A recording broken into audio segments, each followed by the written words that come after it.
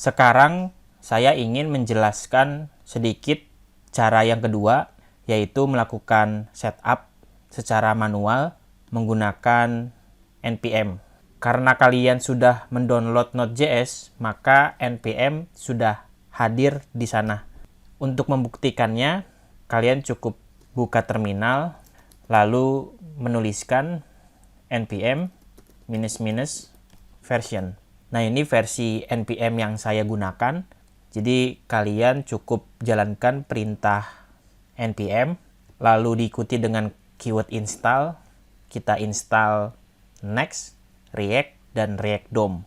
Tapi sebelum itu, kalian harus buat folder aplikasinya. Jadi saya akan coba kembali ke directory tutorial. Nanti di sini akan ada satu aplikasi, misalnya namanya belajar Next.js, lalu di enter. Kemudian kita masuk ke folder tersebut, folder yang sudah kalian buat. Dari sini kalian boleh menjalankan perintah npm. Langkah pertama sih, saya biasanya menggunakan perintah ini untuk melakukan inisialisasi sebuah project, yaitu npm init-y. Kalau kalian enter, nanti di dalam folder aplikasinya akan ada satu file yang otomatis dibuatkan, namanya itu package.json. Intinya file tersebut hanya informasi settingan dari aplikasi Node.js-nya. Dengan begitu, kalian sudah bisa nih mengetikkan npm install. Kita akan install Next, spasi React, dan ada React DOM. Download dan install semua dependencies tersebut secara bersamaan. Cukup tekan enter, ditunggu saja sampai npm-nya berhasil mendownload ketiga library tersebut. Jika sudah, silakan buka project-nya ke dalam editor. Kalau kalian lihat di folder tersebut, sudah ada wadah atau tempat penyimpanan sebuah dependencies yang barusan kalian download, yaitu ada Next, React, dan React DOM.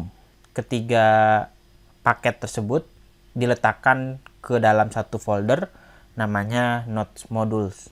Informasi paketnya beserta versinya itu akan selalu dicatat di dalam package.json. Paket tersebut sebagai dependencies yang kalian butuhkan. Berikut ini adalah versi dari dependencies-nya. Next.js yang saya gunakan adalah versi 12, React-nya versi 17. Ini versi yang terbaru. Lalu langkah berikutnya, kalau kamu lihat dokumentasinya di sini, tinggal kalian ikuti saja perintahnya, copy paste, simpan di bagian script.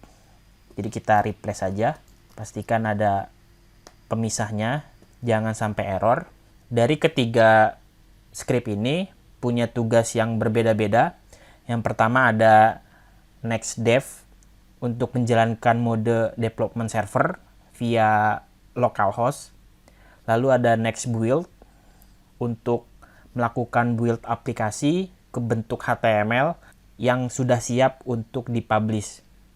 Terus ada next start, ini untuk menjalankan production server. Terakhir ada next line untuk mengatur konfigurasi ESLint dari Next.js-nya. Harusnya sampai di sini sudah selesai cara setup manualnya. Tinggal kalian buat kelas komponen, render template, dan akses di browser. Jadi folder yang namanya belajar Next.js ini adalah cara yang kedua, karena di bagian sebelumnya kita sudah coba generate pakai alat bantu, yaitu create next app. Sekarang saya coba buat satu komponen di aplikasi ini. Saya hanya ingin memberikan satu contoh dari konsep Next.js-nya.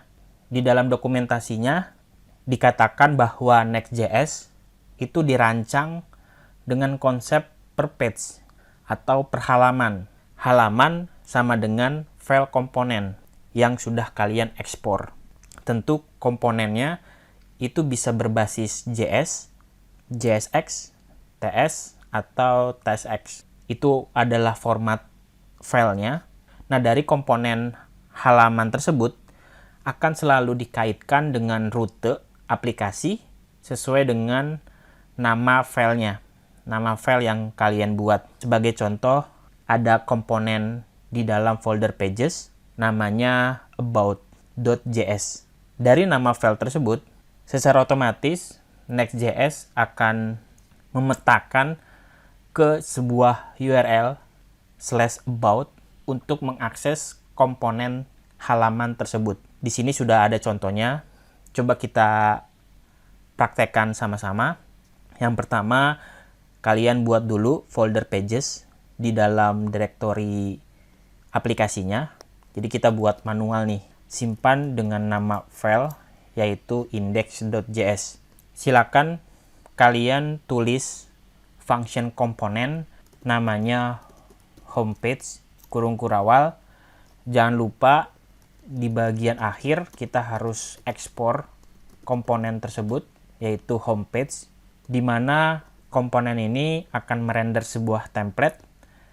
Templatenya sederhana saja. Kita akan coba tampilkan elemen div dengan tulisan welcome to Next.js seperti yang ada di dalam dokumentasinya.